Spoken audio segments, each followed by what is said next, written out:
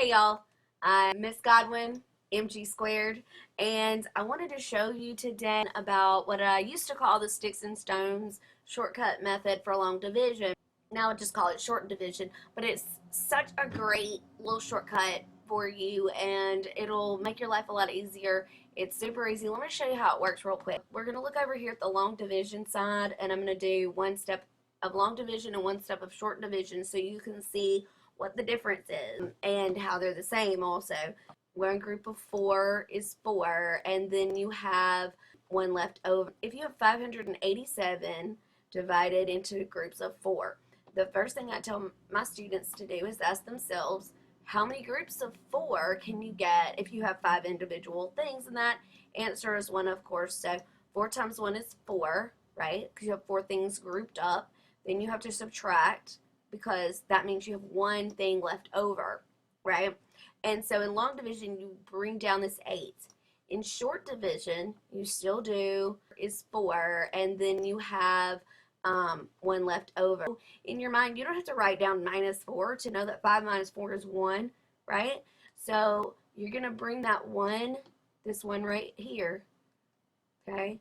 You're going to bring it, instead of subtracting down and bringing down, you're going to subtract in your head, or you can write it down, but you're going to put the 1, 5 minus 4 equals 1.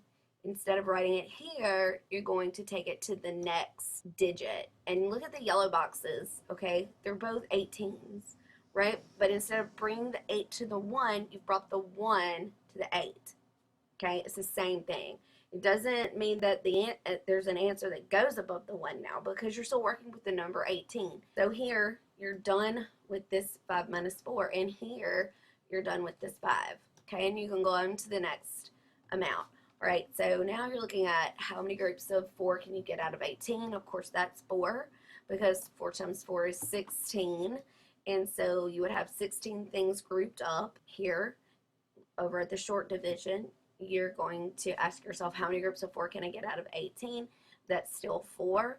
You're going to group up 16 things, and you're going to have 2 things left over, right? If you subtract. And here, 16 from 18 is 2.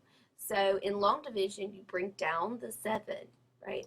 In short division, you bring over the 2. So you still have 27, you're still working with the number 27, but you've done this part in your head, because you really have to write down 18 minus 16 equals 2. You already know that 18 minus 16 equals 2. Then you bring down the 7 so that you'll have a 27 to work with. And in short division, you just bring the 2 to the 7. You're still having a 27 to work with. Now you're done with that subtraction.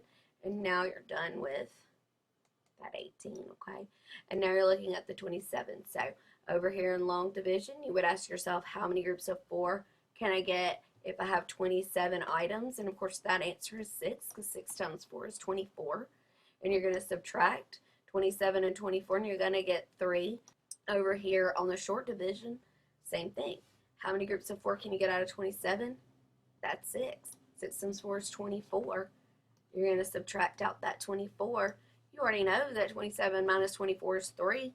And if you don't, count it on your fingers. Hey, I always say, ain't no shame in the finger counting game. Get that answer however you can get it. And if you need to be tactile, if you need to use your hands and you need to see it on your fingers, don't ever let anybody make you feel ashamed of that, because there's nothing wrong with that. Everybody can't do math in their head, and that's okay. As long as you know how to get the answer, I'm happy. Anyway, 27 minus 24 is 3, and then so your remainder is 3/4, just like it is over here, right?